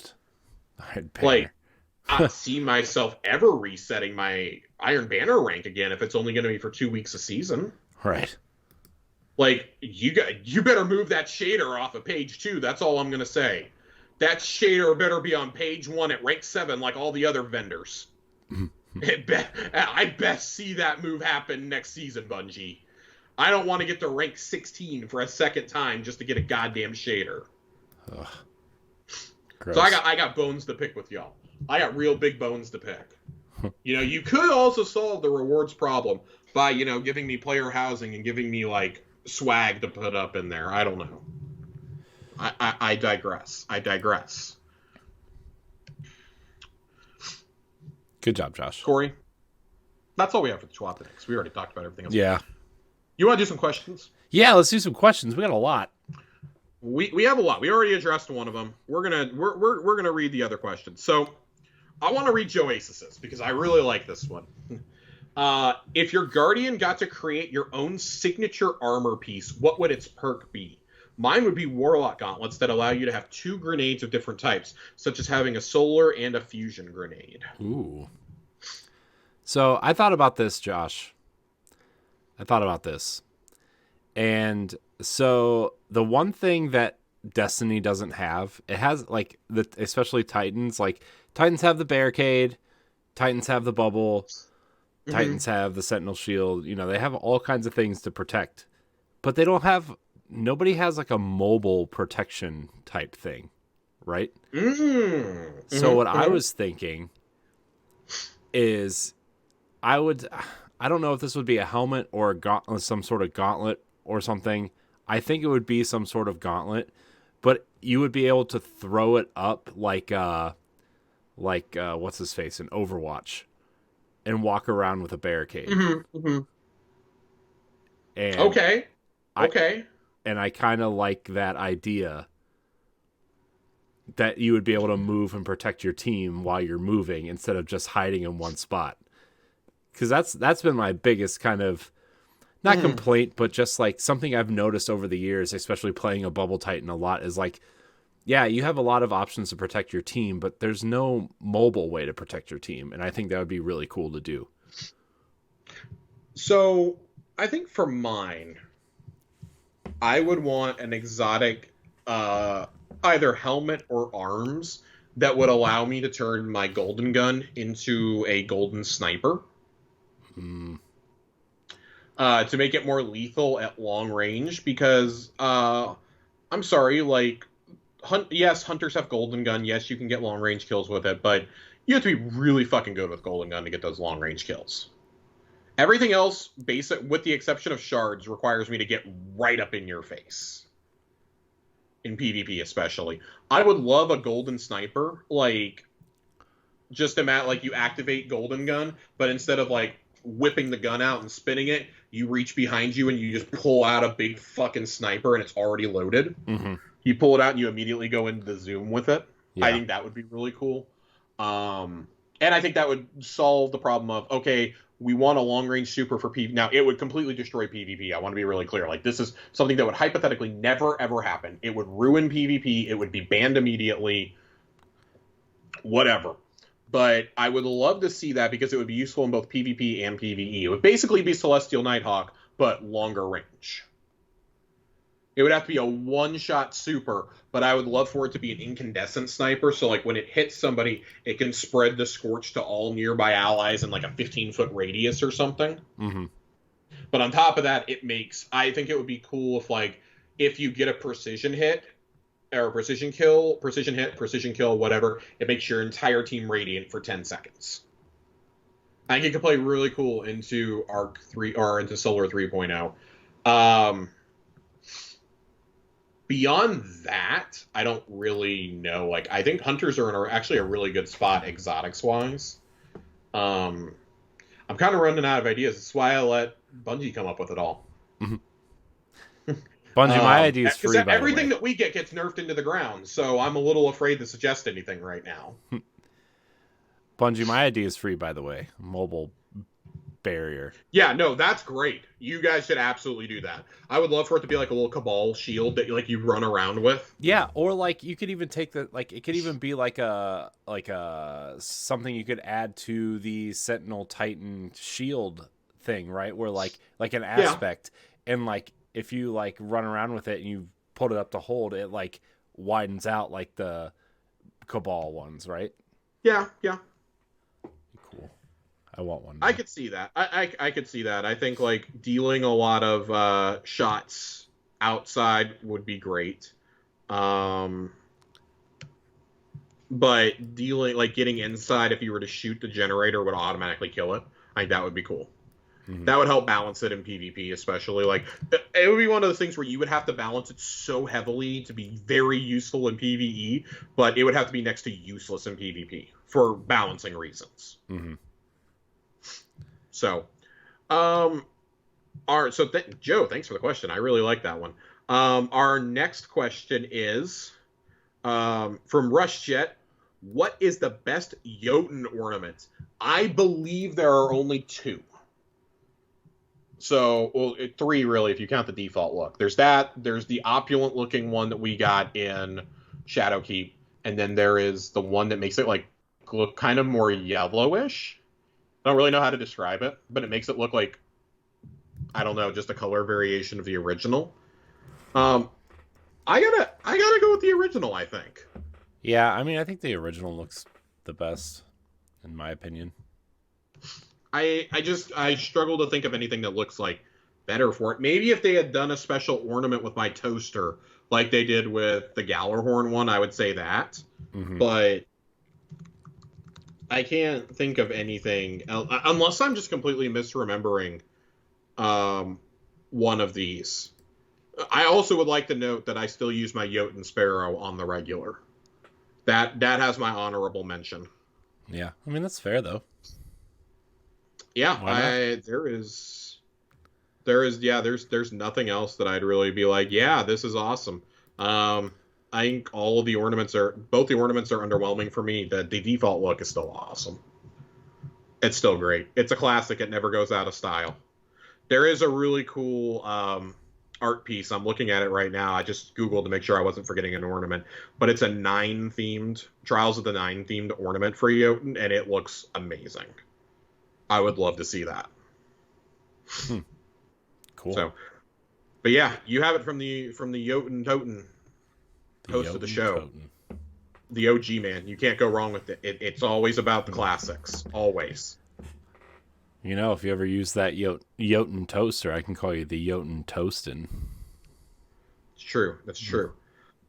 And then we have to get to our final question because we unfortunately forgot to read Andre's question last week on the show. Sorry, Andre has now sent this in twice. Favorite exotic ghost shell and why? Corey, you already have an answer prime for this. I do. Did you not see the animated GIF I replied to this question? I did. That's why I'm saying you have an answer for this. It's the Spelunker shell, the Indiana Jones shell. Come on, guys. Come on. Come on. I also like the Bash Kit shell for some reason. It's just so stupid looking. Yeah, I think that's a cool one. There's a lot of cool shells though. I mean, like you think of the ones for like Guardian games, like the beach ball or the tennis ball or the water bottle, or like some of the dumb ones for the events, like like I mentioned earlier, the chocolate ghost, or like, you know, the haunted ones. Like there's so many cool ghosts, man. Yeah, there's an awful lot of them. I mean, I keep like 7 ghosts in my inventory at all times because I like to switch between them a lot. Yeah. I'm trying to find where my ghosts are actually. Jesus. I guess I can't view them in the app. Oh, there it is. So the one I have on right now is I earned the Trials of Osiris ghost from last year that they put in, and I haven't taken it off yet. The In Memoriam shell. I really, really love that shell. Other ones that I keep in my inventory regularly are the Indiana Jones one, of course. Mm-hmm. The inflatable shark ghost from last year's Solstice. Mm-hmm. I have been requested to please turn that off for the Lightfall cutscenes because we couldn't take them seriously.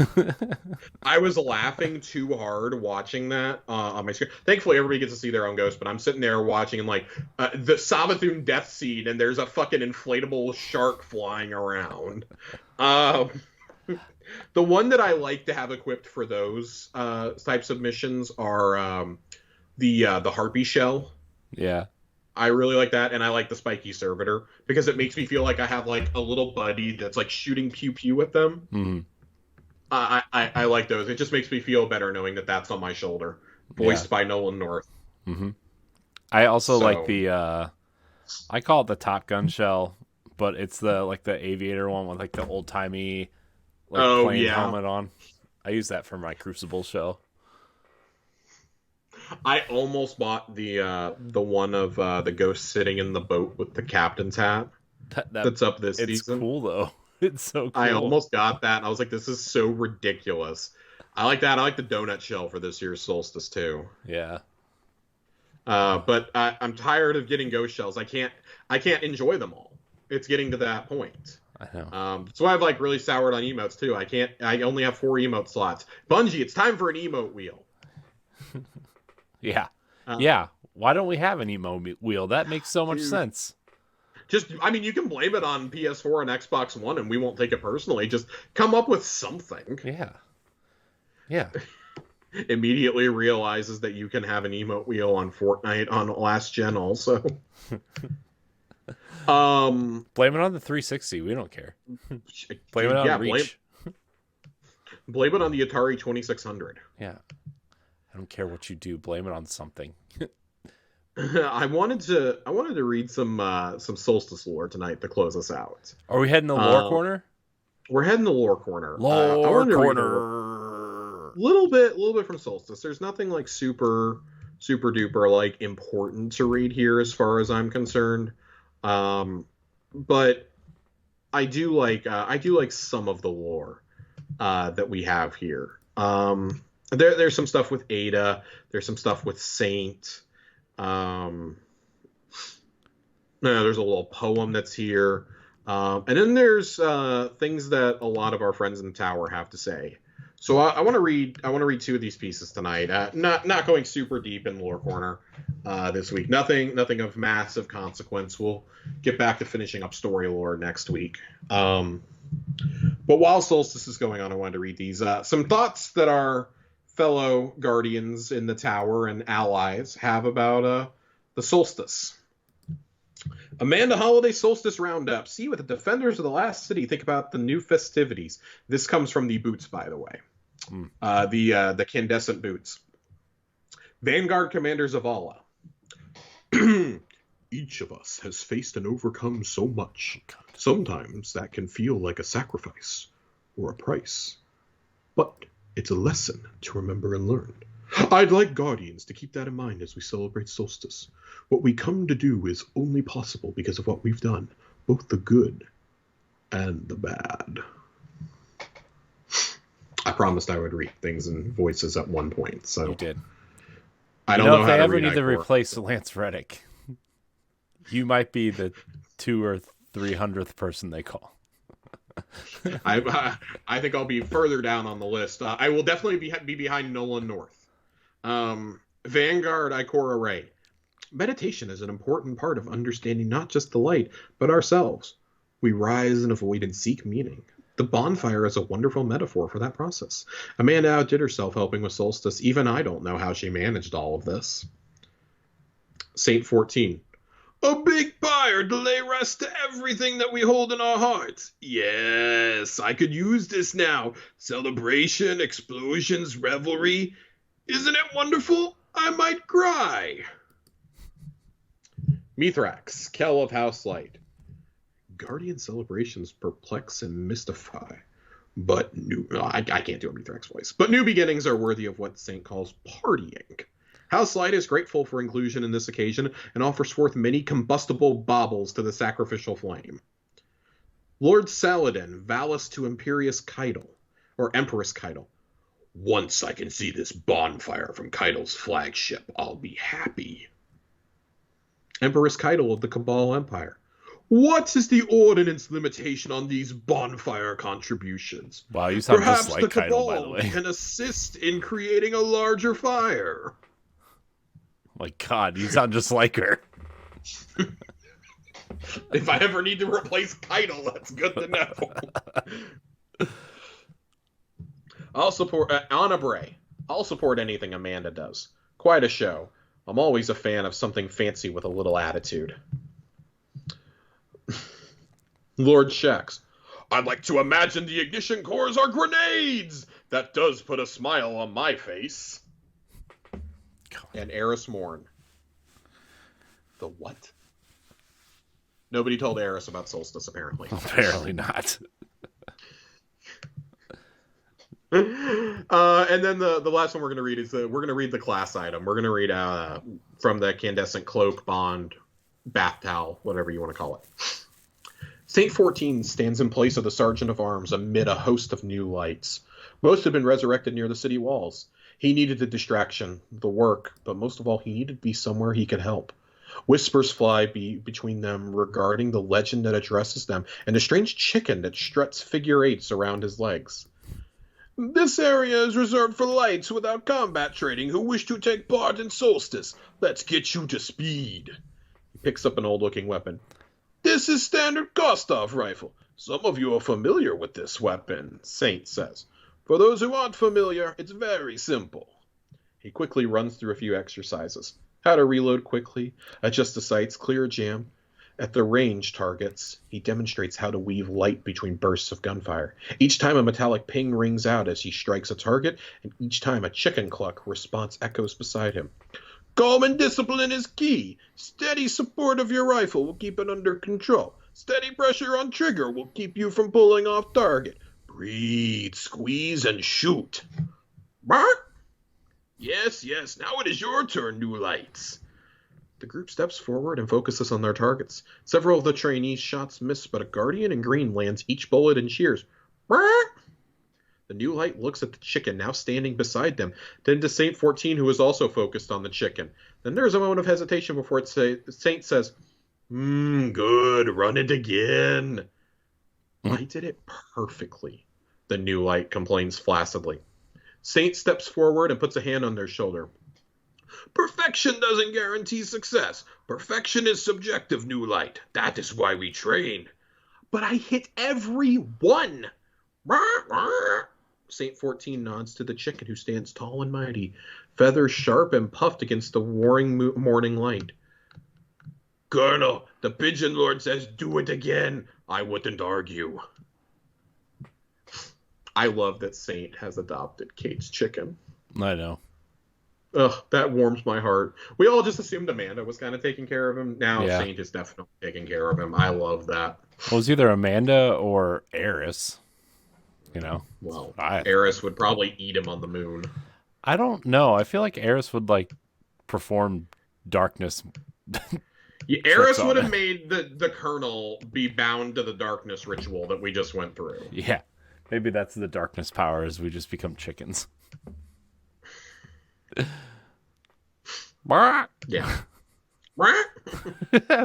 So, I forget who requested it, but you have now gotten your lore reading in various voices that I promised during episode 100. It's true. I'd also like to note that I tweeted out this morning. I says, "Dear God, please give me Kingsfall next week." And Johnny and Joasis decided they are going to give me a hard time. Johnny says it's going to be Vault of Glass 2.0.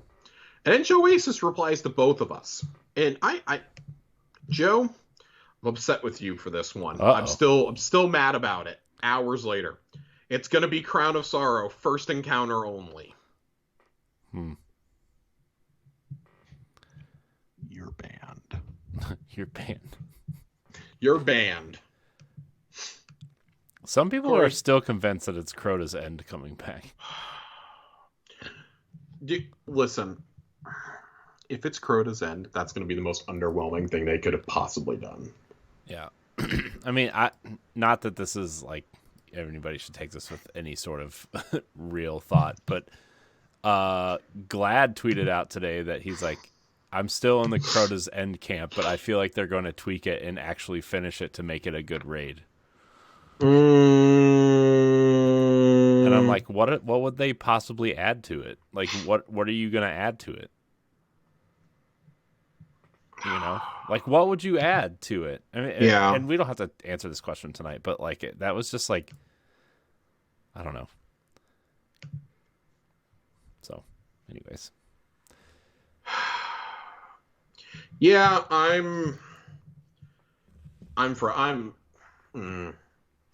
I could live with it if it was Wrath of the Machine. If it's Crota's End, something that arguably should be a dungeon by today's standards, we're going to have a problem. I truly think that this fan base would be incapable of handling it as adults at that point. And I mean, now listen, it would give me fodder for a while to sit here and rant and rave about, but nobody wants to hear that. I want something that everyone is going to enjoy. and that would have relevance. And I think if we're aiming towards Savathûn coming back eventually, why not show...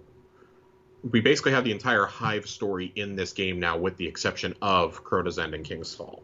Yeah.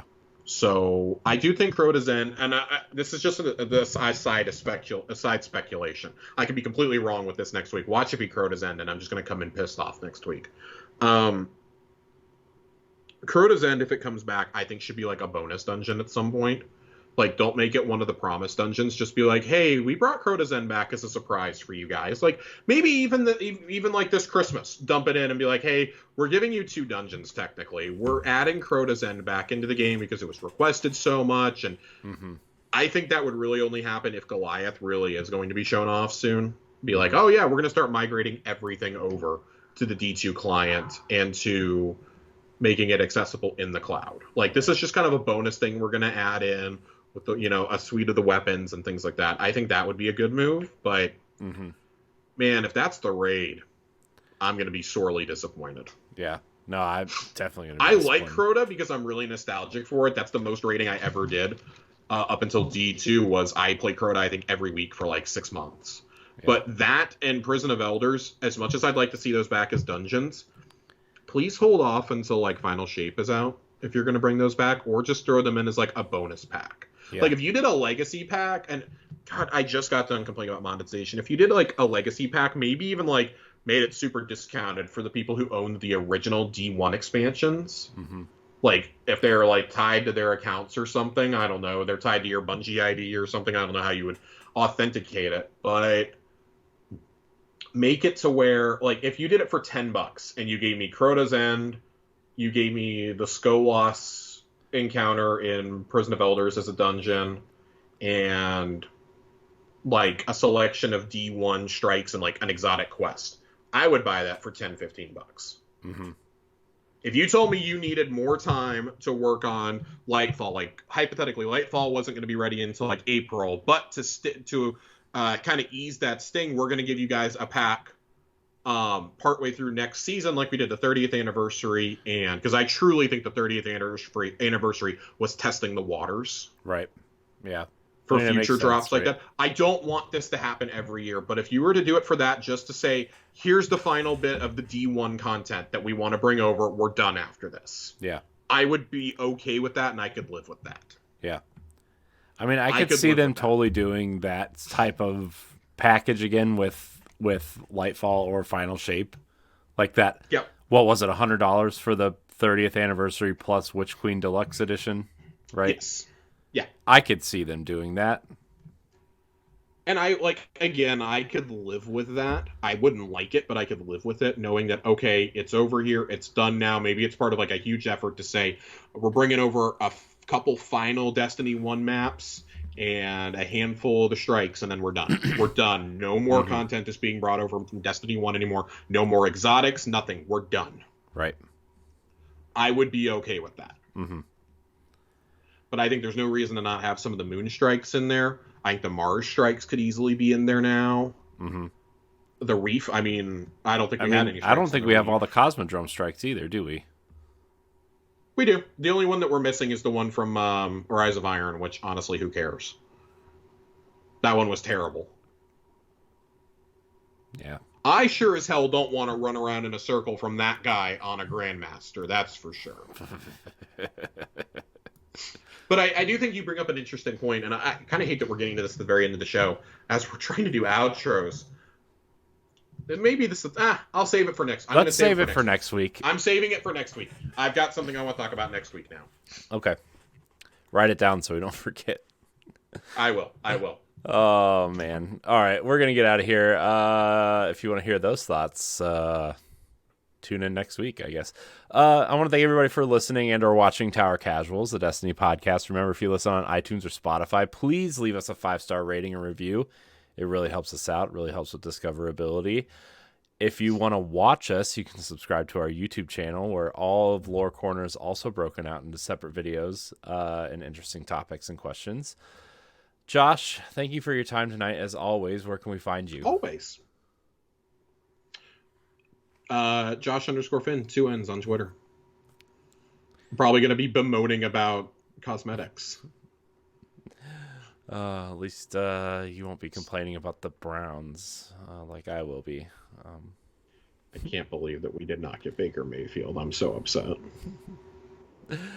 Oh my gosh. You can find me at I am Corey HD on Twitter and Instagram. You can find me on various other shows on the internet. You can follow Tower Casuals on Twitter and Instagram at Tower Casuals. Email the show, towercasuals@gmail.com. And that's it. I want to thank everybody so much for watching and or listening. And until next time, we love you. Goodbye, Guardians. Bye-bye. Bye-bye now. Mm.